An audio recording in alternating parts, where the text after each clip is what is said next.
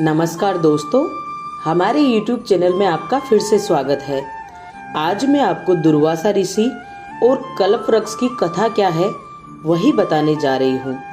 Video को बीच में skip ना करें, हमारे साथ अंत तक बने रहें। एक समय जब श्री रामचंद्र जी का दर्शन करने के लिए अपने 60,000 शिष्यों सहित दुर्वासा ऋषि अयोध्या को जा रहे थे, तब मार्ग में जाते हुए दुर्वासा ने सोचा कि मनुष्य का रूप धारण कर यह तो विष्णु जी ही संसार में अवतीर्ण हुए हैं, यह तो मैं जानता हूँ, किंतु संसारी जनों को आज मैं उनका पौरुष दिलाऊंगा। अपने मन में ऐसा विचार करते हुए वे अयोध्या आए और नगरी में प्रवेश कर सबको साथ लिए भगवान के भवन के 8 चौकों को लांघकर पहले सीता जी के भवन में पहुँचे।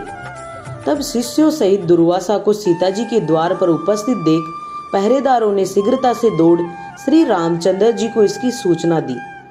ये सुनते ही भगवान राम मुनि दुर्वासा के पास आ पहुँचे और प्रणाम कर सबको बड़े आदर सहित भवन के भीतर लिया तथा बैठने के लिए सुंदर आसन दिया। तब आसन पर बैठते ही दुर्वासा ने मधुर वचनों में श्री रामचंद्र जी से कहा कि आज 1000 वर्ष का मेरा उपवास व्रत पूरा हुआ है, इस कारण मेरे शिष्यों सहित मुझे भोजन कराइए और इसके लिए आपको केवल 1 मुहूर्त का समय देता हूँ। साथ ही ये भी ज्ञात रहे कि मेरा ये भोजन जल, धेनु और अग्नि की सहायता से प्रस्तुत न किया जाए। केवल 1 मुहूर्त में ही मेरी इच्छा अनुसार वह भोजन जिसमें विविध प्रकार के पकवान प्रस्तुत हो मुझे प्राप्त हो। इसके अतिरिक्त यदि तुम अपने गृहस्थ धर्म की रक्षा चाहो तो शिव पूजन निमित्त मुझे ऐसे पुष्प मंगवा दो कि जैसे पुष्प यहाँ अब तक किसी ने न देखे हो। यदि यह तुम्हारा किया न हो सके तो मुझसे स्पष्ट कह दो कि मैं इसमें असमर्थ हूँ, मैं चला जाऊँ। तब मुनि की इस बात को सुनकर श्री रामचंद्र जी ने मुस्कुराते हुए नम्रता से कहा, भगवान मुझे आपकी ये सब आज्ञा स्वीकार है। तब राम की बात सुनकर दुर्वासा ने प्रसन्न होकर कहा, मैं सरयू में स्नान करके अभी तुम्हारे पास आता हूँ, शीघ्रता करना। हमारे लिए सब सामग्रियों को प्रस्तुत करने के लिए अपने भाइयों तथा सीता को शीघ्रता के लिए कह देना। रामचंद्र जी ने कहा, अच्छा आप जाइए, स्नान कर आइए। दुर्वासा जी स्नान करने चले गए। राम चिंतित हो गए।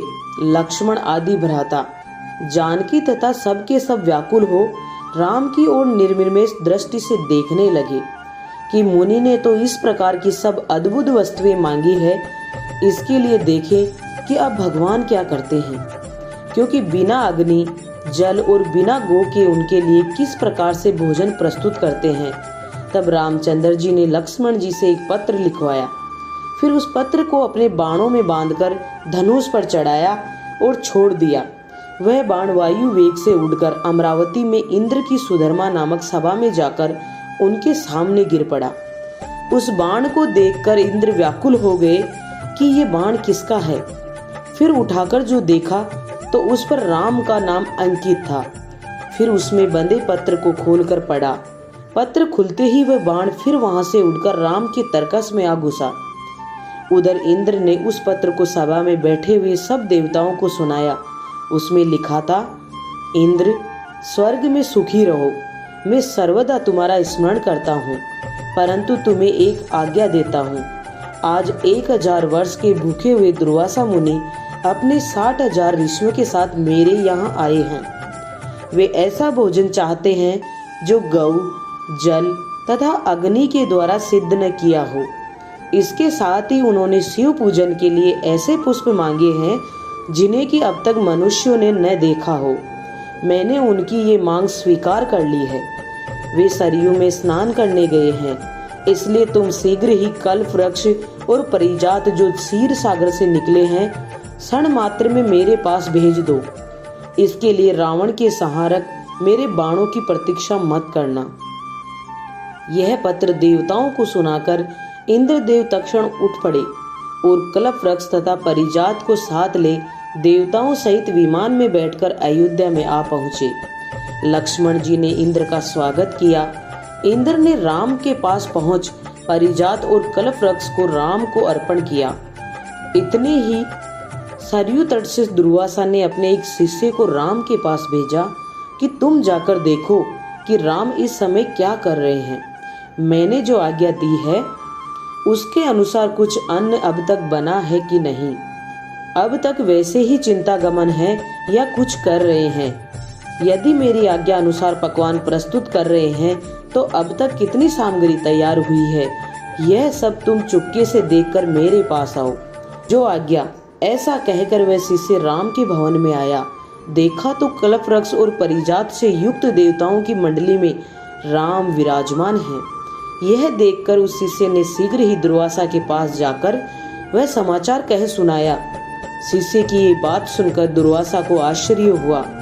स्नान कर शिष्यों के साथ ले दुर्वासा ऋषि श्री रामचंद्र जी के सुंदर भवन में आ पहुँचे। दुर्वासा जी को आया देख देवताओं सहित राम ने उठकर उन्हें तथा उनके सब शिष्यों को बड़े आदर से साथ प्रणाम किया और उत्तम आसन पर बिठाकर सीता तथा लक्ष्मण आदि के साथ उनकी पूजा की। फिर जिन पुष्पों को मनुष्यों ने अब तक नहीं देखा था, शिव पूजन के हेतु पारिजात के उन पुष्पों को राम ने दुर्वासा के समक्ष प्रस्तुत किया। उन पुष्पों को देख मुनि दुर्वासा ने एक बार तो आश्चर्य किया, किंतु मौन भाव से उन्हें ग्रहण कर शिवजी तथा अन्य देवताओं की उन पुष्पों से पूजा की।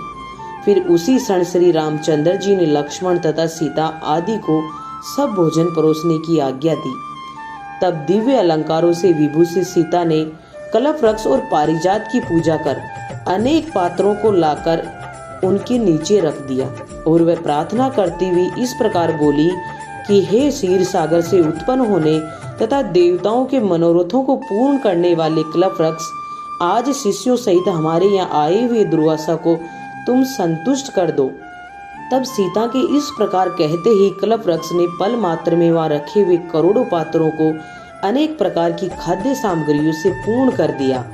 फिर तो उन सब अन्नों को उर्मिला सहित सीता ने स्वर्ण के पात्रों में रखकर दुर्वासा के समक्ष परोस दिया। फिर तो रामचंद्र जी से निवेदित दुर्वासा ने अपने शिष्यों के साथ बड़े प्रेम से सब भोजन लिया।